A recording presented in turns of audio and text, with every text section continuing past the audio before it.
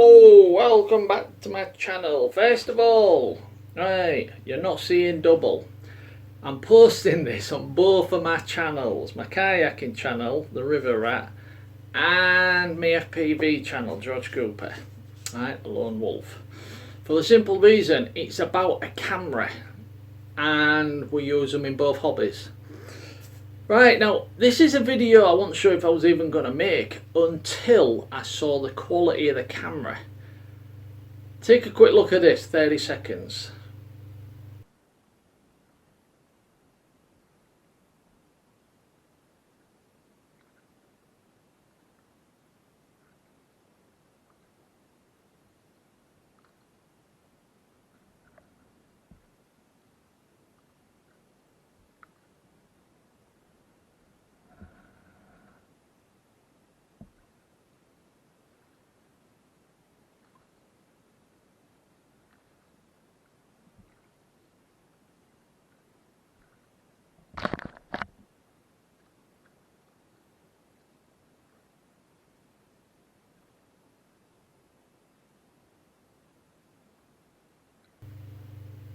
And we're back. Yeah, to me, and a couple of others have said, to me the quality is bloody amazing. It's really good. Now that's 1080p 60 frames a second. I'm going to show you the camera in a minute, and I've got a few things to tell you about it, and also about an upgrade, so to speak. But to me, it's a cheap camera, so keep watching. If you're after a new camera for recording like that, this isn't a GoPro or like that. Personally, I think GoPro should be worried. Right? Because anyway, I'll tell you what. Let's go to the bench and take a closer look at the camera. Okay then, boys and girls, how many of you after watching that bit of video footage thought to yourself, bloody hell, that's a good camera, I bet it's expensive?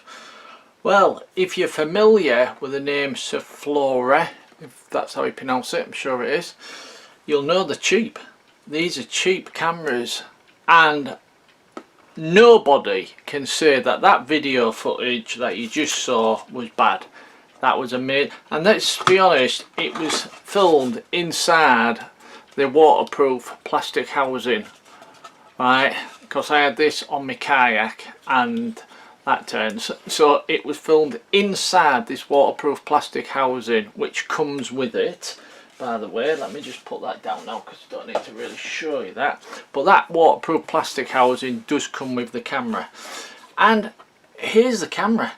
It's the, well, it's there, the SF230. Now they do make an SF, I believe it's 430, and they make a 530. I will mention them in a minute, but I don't have them, and I say at the moment. To be continued, shall we say.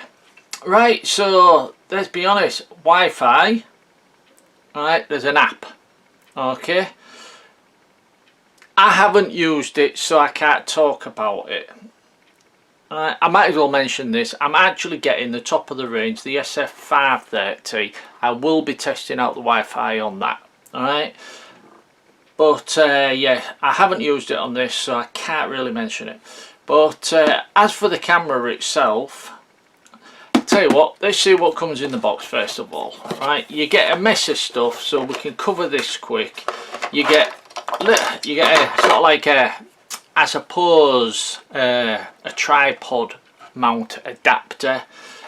You get a little adapter so you can clip the camera onto your cap, onto your jacket, I suppose, right, whichever way you want to do it. But you get, I've already taken some of these out, by the way, and I'm using them now. Oh yes, the camera does come with a microphone built in, and it's pretty good. It's pretty good, right? Can't knock the quality, right? But you've also got, as you can see, an external microphone to get a really good quality. You plug it in and you can sit and do your blogs or whatever, right? But you do get a whole, you get a spare back, right? Which I don't understand, because that waterproof case is very, very strong. So I don't see why they'd actually give you a spare back, but it's nice to know there's one there. And you get, should I tip them out?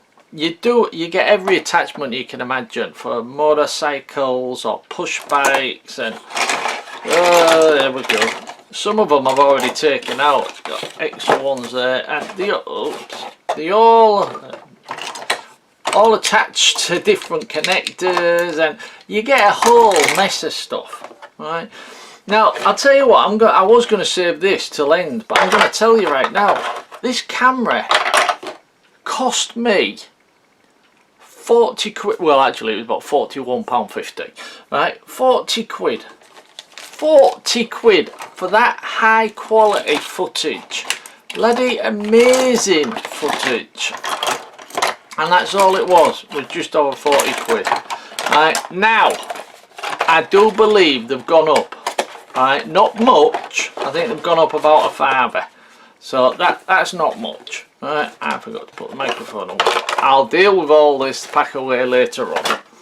Right, but the camera. Oh, you also, which I've left it downstairs, which is a bugger. You actually get, for want of a better word, a remote control with it, which you literally just put round and you strap it to your wrist, or in my case you could strap it to my life jacket, and you put your camera into standby, and you press a button. You're gonna have to picture this unless I put a photograph up. It's just a remote control with two buttons. One's red, right, with a picture of a camera on. One's sort of like a grey colour with a picture of a video camera on. Speaks for itself there. You press the red button and this automatically will take photographs. Now, I don't know the full distance, but what I did was I put it at the bottom of the garden and tried pressing it, and it still took the pictures, and I'd say that's what, 50 foot, something like that. So it's not going to go miles and miles, let's be honest here. But yeah, so you press a button, start recording, press a button, stop recording, press a button, take a photo. It's all there, rather than leaving your camera on constantly. Now, in the case of a quadcopter, if you're mounting this into a quad, you don't really need the remote, right? Because you can just press the button and start recording. But it's there. But in a situation for me, in a kayak, rather than leaning forward to get the button and stuff, it's ideal that it's just remote control. Absolutely ideal. Okay, yeah. It comes with, I didn't mention that, it comes with two batteries. Right, two batteries. And I found, right, at 1080p 60 frames per second, the batteries last a couple of hours, but you get two, right? And they're not expensive, but I'll come back to that in a minute. I'll just show you the side first. It's got a little seal. I can never open these things because I've got no nails. It's got a little seal here, right? One where your SD cards go. You got a USB slot, and it's like a mini HDMI slot, and I can't see without my glasses. I believe it's for, yeah, it is, that's for your TV, so you can plug this straight into your TV. I should zoom in now at this point. Sorry about that. That's better. You can see what I'm talking about now, can't you? Yeah, here you've got your HDMI. I haven't got any. There you go. HDMI on this side, which you can plug straight into your TV. That's for your microphone, SD card, as you can see, and a USB cable. It's not USB-C, it's just standard USB. Right, and when you plug that in, you don't need a battery in. So you want to download your files from the SD card, you never have to take your card out. All you have to do is plug in your USB, plug it into your computer. I'll just come out a little bit now. Plug it into your computer, and the screen pops up. You've got an up and down button at this side, right? The screen pops up and you've got three options. The first option, I believe, is charge. Alright, so it'll ask you if you want to charge. In fact, it will start charging automatically, but if you haven't got a battery in, it's going to wonder what the hell's going on. The next option is for downloading your files, and then there's a third option that I can't remember. I think it's for software updates. That was it, software updates. So yeah, so how's it work? What's it do?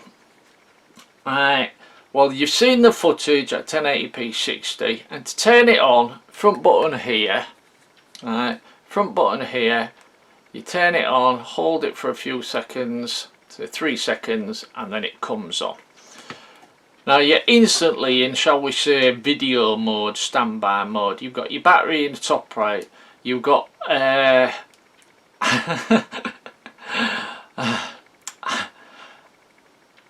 I'm trying to remember if that's my SD card. I believe that's the information for my SD card, how much space I've got. Or is it the battery indicator? I can't remember.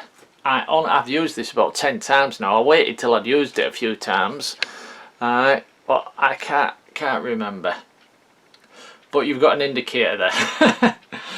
Now, to start recording now, alright, now it's turned on there, it's just that top button, but you've got the remote control. You just press it once and it will automatically start recording. You're just going to see black under there. There you go. To start recording, you basically just press that and you'll start recording. Right, the button at the front also works as your menu button. If I press it once, no files because I've emptied the file. Press it again. This button at the front, that's what I'm pressing. This button here.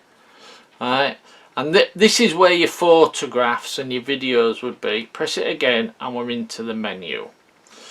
Now, options. I really hope I can get this in focus here. Alright, I don't want to zoom in too far. Right, I think that's in the middle of the screen. Right, your options.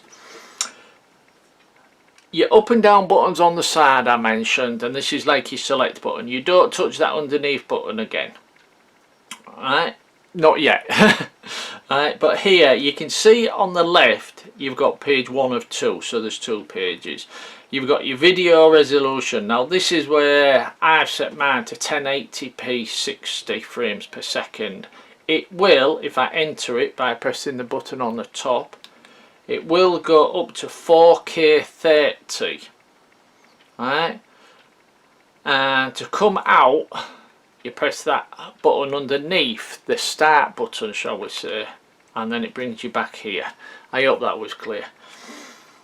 You got your EIS, which is your stabilization mode. When it, I don't know how good that will be on a quad on this cheap version. This is the standard version, because I haven't tested it on a quad. But at the price, you can test it yourself. And you press these side buttons just to go through. Right, you're looping your video, whatever you want to do there. Alright, you could really just do this yourself rather than me reading every single one. Oh, the slow motion works really well. It's got a slow motion. Alright, and that does work really well. I wish I had some footage to show you. Alright, and you just keep pressing until you go through. And then when you go to the next page, you go back to that power button underneath and you press it again. And then you're into your different settings, your camera settings, which is your resolution, time lapse, space photos, all that sort of stuff. But if I press it again and again, you can keep going through loads of different settings here. Languages, formatting, date format, there's the frequencies, there's a lot of stuff. And then if you press that button again at the bottom, it brings you to the exit where you press the top button and you exit. Now I've skipped through that quick for one reason and one reason only. It's self-explanatory. It is so self-explanatory and so easy to figure out. It's not difficult. Let me just turn this off. To turn it off, you just press and hold that power button again at the front for about 3 seconds. There you go, going off and off. But yeah, it's so self-explanatory. That menu will come out again now. That menu button really is, the menu I should say, not menu button, the menu is really easy to figure out, right? Because as you go through it tells you what every single thing is, and I've showed you which way to go through by pressing them buttons and pressing that one to select. Right, now I've mentioned 2 or 3 times how brilliant the 1080p 60 is, and you saw it in the video. But George, it says 4K on the front. Well, the 4K footage I don't bother using, right, for 3 reasons. The first reason, right, which to me is the most important in a matter of speaking, right, is it takes forever to upload to YouTube. Right, so that's a bit annoying. Not the camera, that's YouTube's fault. YouTube take forever. And I mean forever, as you'll know if you've uploaded anything in 4K to YouTube, it can take a long time. But the main reason why I don't use the 4K on this camera is it's almost the same as the 1080p 60. There's not a lot in it, to be honest. Now, some people will class that as a downside, but remember, you're paying around about 40 quid, like a bit more now. Like I said, they've gone up a few pounds, not much, but you're paying, let's just say, between 40 and 50. And if you're getting a camera that can produce such quality image like what you saw in the video at the beginning, you don't really care for 40-50 quid if it does 4K. It has to do 4K. Well, no, as long as the quality is good, and let's be honest, the quality is fantastic. It's bloody fantastic, the quality. So if there was a downside, it would be that. Plus, not to mention, let's be honest, 4K eats up your memory card.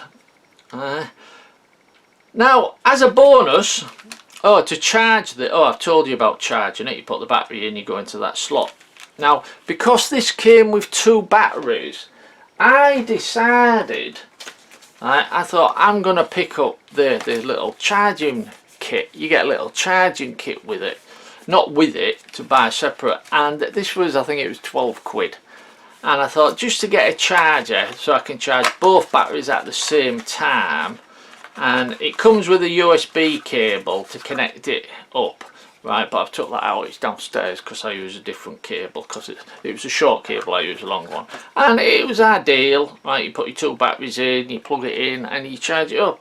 And I thought, for 12 quid, yeah, you can't moan, it works. But what shocked the hell out of me, which I didn't realise when I bought this, it wasn't until it arrived when I went back to the site, read it again, because I didn't really read it, I just wanted a charger. I spotted a charger, it said 12 quid, I thought that'll do.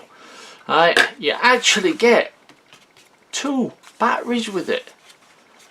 I know, some of you are saying, wow, that's upside down. 2 batteries with it. So for 12 quid, or whatever, I think that's gone up a couple of quid now, but for 12 quid, say 12 to 15 quid, you're getting 2 more batteries, right, and a charger, and, yeah, I mean, so you're getting about 10 hours, because you get just over 2 hours on each battery. So with 4 batteries, you're getting about 9 hours worth of footage. And I didn't even know this came with 2 batteries. It wasn't until I went back, looked at it, and it says, yeah, it comes with 2 batteries. I thought, what an amazing deal. Absolutely amazing. Now, I will mention, this, as I said, I'm useless with bloody memory, the SF Sierra Foxtrot 230 action cam. Now, I'll put a picture up because they make 2 more. Right. If they make any more, I apologise, Surfola, I didn't realise. Right, but they make like an extra one. Alright, we'll call this the standard, and we'll call the next one, I don't know, we'll call it the Pro. Call the next one the Pro, because the next one is all touch screen. Everything's touch screen. There's none of these buttons, so you don't have to mess about, and it's all touch. I'll put a photograph up. It's all like touch screen and everything, and that's an upgrade. Now, I don't own it, so I'm not going to lie to you, but apparently, right, the 4K footage is better than this one. But you would expect that, because the next level up, the SF Sierra Foxtrot 430, is slightly more expensive. Right, I think it's only about an extra 20 quid though. But you're getting a touch screen with it, and the 4K is more improved than this camera. Now, I did mention at the beginning there's another camera out that's actually on the way to me. Alright, it's the SF, again, Sierra Foxtrot 530. The 530, that's the big daddy one. It's the main sports one. And it has a screen at the front as well as a screen at the back, so ideal for if you're doing a selfie, for argument's sake, lining yourself up, because you've got a screen at the front. Right, shoots in 4K 60 frames per second, all touchscreen and everything. I can't say now else about it because I haven't got it yet, but I'm looking forward to getting that and testing it and doing another review. But getting back to this camera, for between 40 and 50 quid, like I said, I don't know now, they've gone up a little bit, I got them on offer. Right, it's bloody amazing. This is I can highly recommend it. Right, I can't recommend it highly enough. You need to have an SD card class 10, and you want it on FAT32. Right, but that's not the end of the world, there's ways of doing that. If you get an SD card that's not FAT32, you can put FAT32 onto that SD card. I've actually done a video about that. If I remember, I will leave a link in the video description showing you how to get a standard SD card, put FAT32 onto it. It was, funnily enough, yeah, full circle, wow. Funnily enough, I did that through a video about 3 years ago because I'd got the Runcam 5. And I thought and it cost me a hell of a lot more than because it had just come out. I think it was about 180 quid. I could be wrong, right? Because it was 3 years ago. And I thought the footage on that was absolutely amazing, but this is better. I'll tell you right now, this is better than the Runcam 5. Right? And in my opinion, this is the cheap one, and I think it's as good as a GoPro. Now, before anyone starts saying, yeah, GoPro's the best, what are you on about, John? GoPro, the company, are bleeding bullies. Right, we should all stop buying GoPro stuff because their company are just bullies.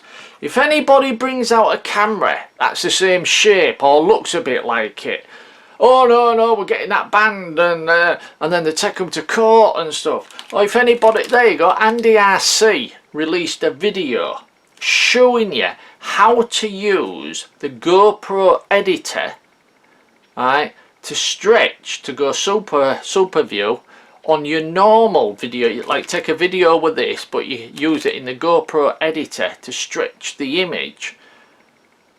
Well, Andy RC was ordered by GoPro, basically went from GoPro to YouTube to Andy RC, take that video down, it's illegal. GoPro don't like it, we want it blocked. You know what I mean? Just because Andy was explaining how to use some of their software, but not in exactly the same way GoPro said. So GoPro was angry, and GoPro are the schoolyard bullies of the camera world, if you ask me. Anybody does anything that's slightly similar, they hit the roof. And I think we should all start leaving GoPro. I know how good they are, but you fucking pay, excuse my French, sorry for swearing, but you bloody pay for how good they are. They charge you a fortune for their cameras, whereas you can get something like this at a super reasonable price, which in my opinion shoots just as well. Just as good footage as a bloody GoPro. You saw the video at the beginning, you saw the details of the side of the ship and everything. It's a bloody good camera, and I can't wait to see their upgraded sports edition with a camera at the front and everything cut, and at 4K 60. I can't wait to try that 4K 60, even though I said it eats your SD card and it takes a long time to upload. At 4K 60, I can't wait to see just how good the image is. Hopefully, don't know yet, I ain't got a camera yet. Right then, that's about as in-depth as I'm going to go, because the menu is so straightforward. There is no point in me going through every little detail. If you get one of these cameras, power it on, press the button, go through the menu. I mean, if I can figure it out, anybody can. I didn't read the instructions. I'm a man, I don't read instructions. Yeah, that's why it took me 6 weeks to figure out how to turn it on.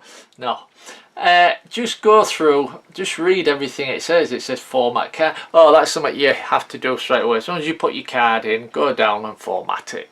But that's like any camera. But yeah, so there you go then. Can I recommend this? Yes, 100%. Alright, 100%. It's got, yeah, I don't know the proper name for it, anti-stabilisation. You can change your contrast, your brightness. I've left mine as stock and I ain't had any problems, right? Because I don't know a lot about changing contrast and saturation, and I don't understand much about that. So I try, if the picture quality on any camera, if it's okay, I'll leave it alone. Right? Auto white balance, sometimes I do mess about with white balance, right? Because sometimes on some cameras the auto white balance is pretty crap. However, once again, auto white balance set on this, I left this alone as stock, and I'm so impressed with it. Okay then, right. Oh, I will say one thing, because I ain't got it here to show you. That remote control I mentioned. Alright, you put this in your waterproof case, and in my case I was out on my kayak, but whatever you happen to be doing. The remote control, the only one downside with that remote control, which is a shame, right, is it's not waterproof. It's splash proof.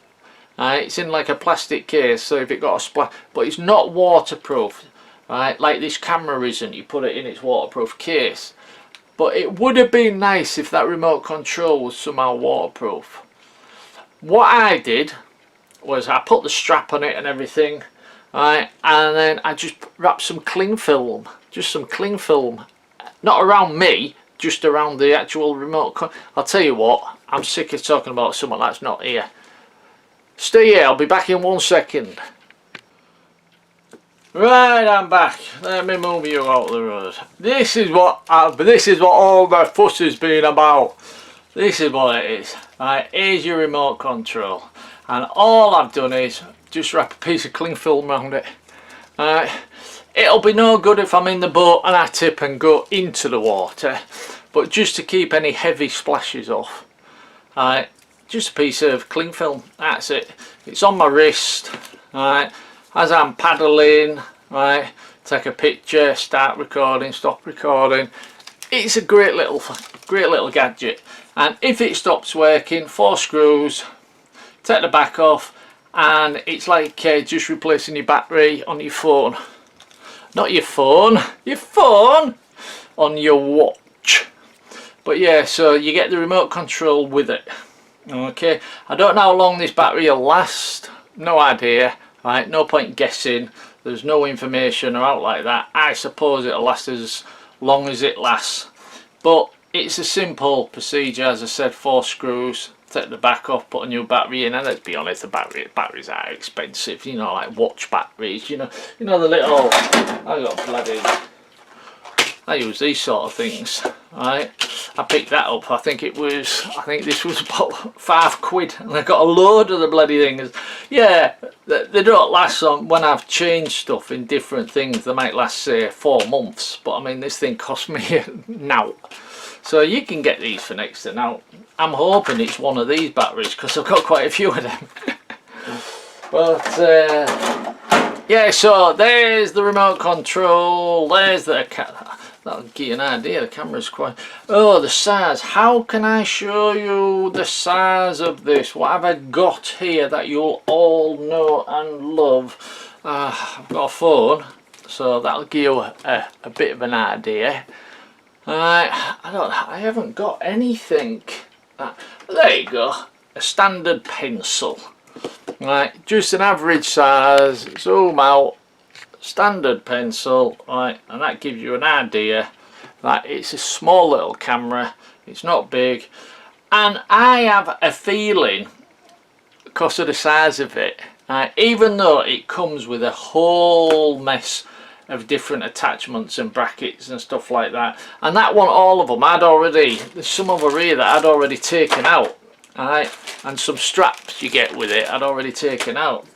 But I've got a feeling, judging by the size and what I've seen, this will fit on a quadcopter. This will fit a GoPro mount. Alright, I'm pretty sure it will fit a GoPro mount. I can't guarantee that because I don't own one, and I never will, for the reasons I've told you earlier. They're bullies. Don't like bullies.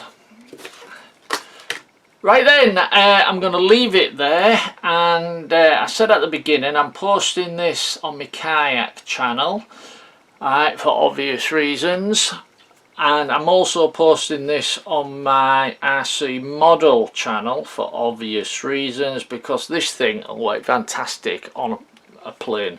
I'm already planning that next time I take my plane out, even though I've made a mount for my run cam to sit at the front, I thought this will sit on top to maybe get a stretch view of the wing or somewhat. And I've got a mount, there's a mount that come with it, so I can just connect the mount on, so I can just clip this in and out, you know what I mean? So I'm already thinking about that for my plane. I wouldn't use it, me personally, I wouldn't use this on a quadcopter. That's why I haven't tried it, because I don't use cameras on quadcopters anymore, because I have got DJI system, and I think the DVI quality is just so bloody amazing, and I edit the DVI quality to 4K to make it even better for uploading to YouTube, so there's no need for me to, because I'm using the Vista or DJI Air or whatever on different quads, so I don't use a camera anymore. Right, but on my plane this will fit perfectly. Okay then, so to sum up, is it worth it? Yes. Who should buy this at the price? Anybody and everybody who wants a bloody good video recorder, and it takes some great photographs. I'll tell you what, if I remember, I'll stick up a couple of photos now as we're gabbing. Right, take some great photographs, right, unless I'm in shot. But yeah, so who should buy it? Everybody. Everybody should buy this one who wants to take videos and stuff like that, because it's at a great price and it's a bloody good cam. Okay, so who should buy it? Everybody watching this bloody video. And don't forget 2 spare batteries and a charger for about 12 quid. So there you go then. I nearly said pilots and ground crew then. That, if anyone on my paddling channels, watching my kayak channels watching this, that's how I sign off on my model channel. Pilots and ground crew. So because this is going out on both channels, I will simply say hope you enjoyed the video. Cheers.